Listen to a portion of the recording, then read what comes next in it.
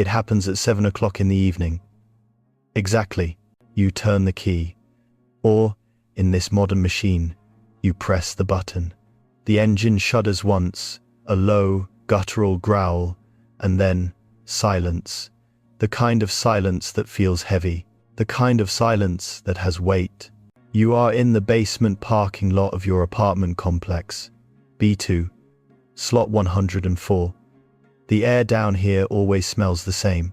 A mix of rubber, exhaust fumes, and that cold, damp scent of concrete that never sees the sun. Your name is Min. You are 38 years old. You are a director of operations.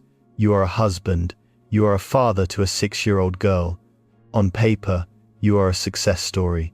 You are a checklist of everything a man is supposed to achieve by this age. But right now, right here in the dark, you are none of those things. You do not open the door. You do not unbuckle your seatbelt. You do not reach for your phone to check the emails that you know are piling up. You just sit. Your hands are still gripping the steering wheel, knuckles white, holding on as if the car is the only thing keeping you from floating away into the abyss. You stare at the wall in front of you. It is painted a dull, lifeless grey. There is a large crack running diagonally across the concrete, looking like a vein. You have memorized every curve of that crack. It is your only friend in this moment. 5 minutes pass. 10 minutes pass. You can hear the car making noises. Tick, tick, tick.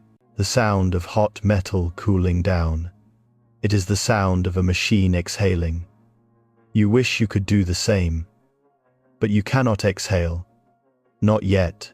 Your wife, upstairs, probably thinks you are stuck in traffic. Or maybe she thinks you are finishing an important call with a client. She doesn't know that you have been parked here for 20 minutes already. She doesn't know that this is the most important appointment of your day.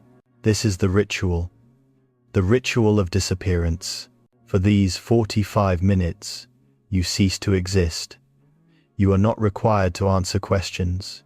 You are not required to solve problems. You are not required to smile. You strip away the identity of Min, layer by layer. First, you let go of the boss. The man who has to have all the answers. The man who pretends that the quarterly targets matter more than human lives. You let him dissolve into the leather seat. Next, you let go of the father, the man who has to be strong, who has to be a hero, who has to pretend he isn't scared of the future. Finally, you try to let go of the husband, the partner, the rock. You sit there, hollowed out, a vessel. People walking by outside your car might see a silhouette. They might think, what a strange man. Why doesn't he go home? They might think you are cold, or weird, or perhaps they think you are hiding a secret affair. If only it were that simple. You aren't hiding a person, you are hiding yourself. You are hiding the nothingness. You close your eyes. The darkness behind your eyelids is safer than the light upstairs. In this darkness, you admit the first truth of the night. You are not tired, you are exhausted, and there is a terrifying difference.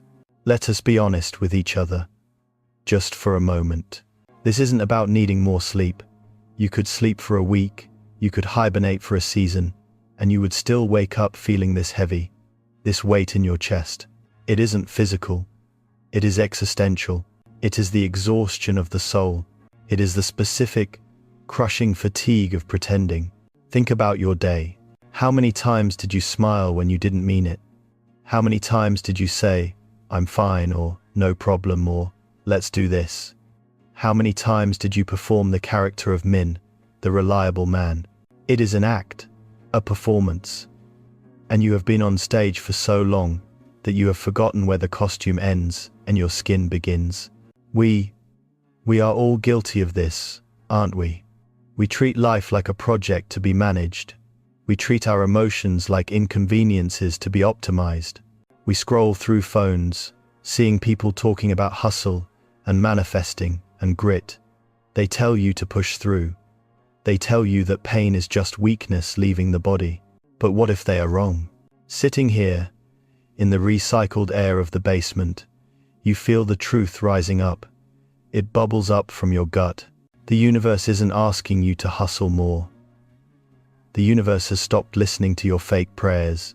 You feel a scream building in your throat. It is a silent scream, one that you swallow back down every single day. You want to open the car door and run. Just run. Leave the keys in the ignition. Leave the wallet on the seat. Leave the name Min behind and vanish into the night. Is that a suicidal thought? No. You don't want to die. You just want to quit. You want to quit the game. You want to quit the rules that were written by people who don't care if you break. You want to quit the crushing expectation to be good. But you can't. Because you are 38. Because you have responsibilities. Because you are a man. And men do not quit. Men endure. So you sit. You let the exhaustion wash over you like a cold tide. You embrace the numbness. Because numbness is better than pain. Numbness is a shield. But where did you get this shield? Who gave it to you? You didn't buy it at a store. You didn't learn it in business school. You forged it. You forged it in the fires of a memory you haven't touched in 30 years. Let us go back. Let the grey wall of the parking lot dissolve. Let the smell of gasoline fade. Let us replace it with the smell of damp earth and old wood. You are 8 years old. You are small for your age. Skinny knees, big eyes that observe everything. You are living in that old house near the railway tracks. The one where the trains would shake the window frames every hour. It is raining. A summer storm. The sky is the color of a bruise. Your parents are home. They are always home, but they are never really there. Your father is a man of volatile silence. He doesn't yell often, but his silence is like a loaded gun sitting on the table.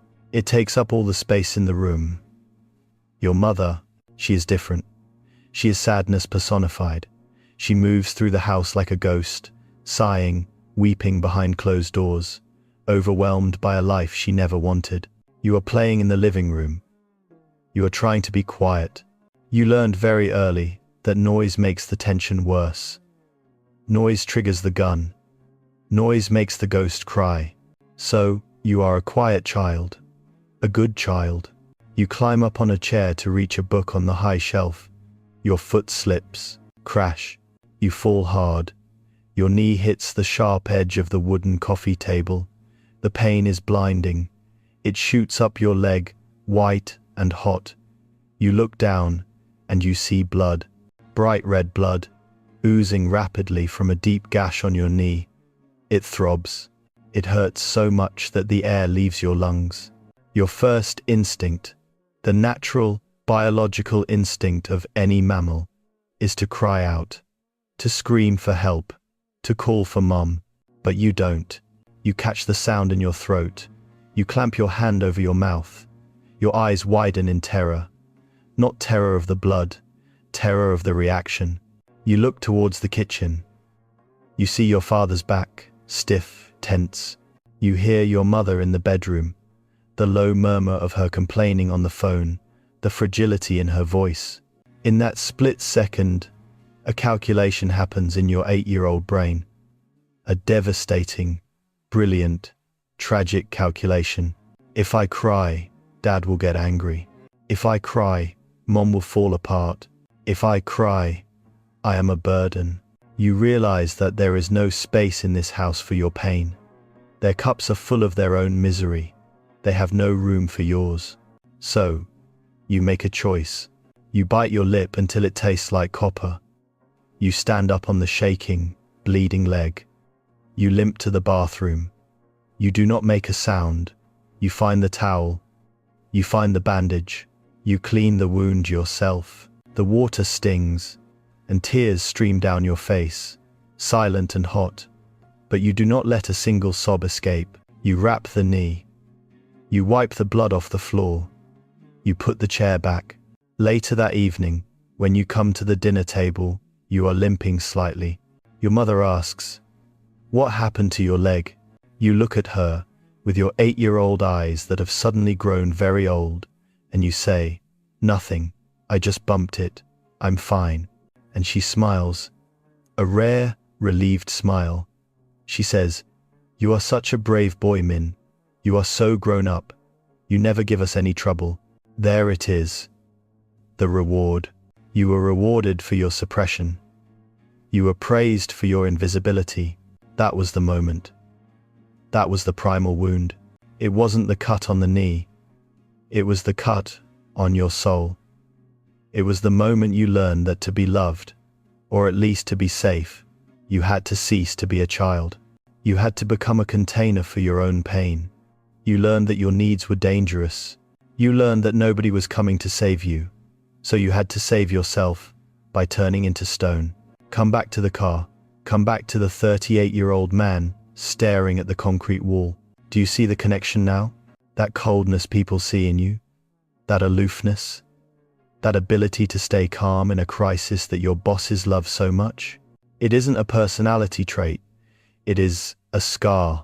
It is the architecture of defense that the 8-year-old boy built. He built a fortress to keep the world out, because the world was too unpredictable. He learned to detach, to step back, to observe his emotions from a distance, rather than feeling them. Psychology calls this emotional detachment or dissociation. But to you, it just felt like survival. You built a mask. The mask is efficient. The mask says I can handle it. The mask says I don't need help. The mask is successful. It got you the promotion. It got you the stability.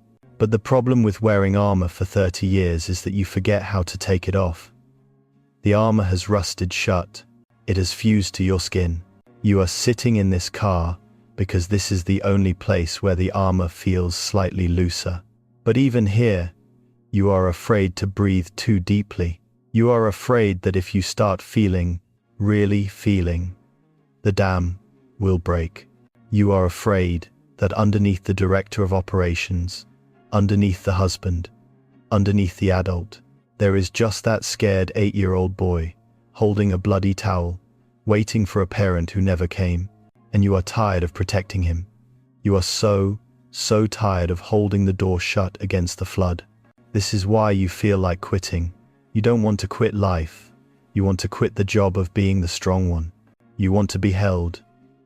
But you have made yourself unholdable. Buzz. The sound cuts through the silence like a gunshot. You jump. Your heart hammers against your ribs. You look at the passenger seat. Your phone screen has lit up. A single notification in the dark. It is a message from your wife. You stare at the glowing letters. You expect a demand. Where are you? Why are you late? Did you pick up the milk?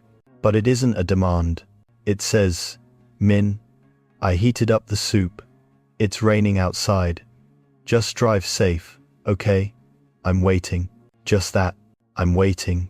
Something inside your chest, something tight and hard and calcified, makes a cracking sound. It's not a big sound, it's a whisper. But in the silence of the car, it is deafening. I'm waiting.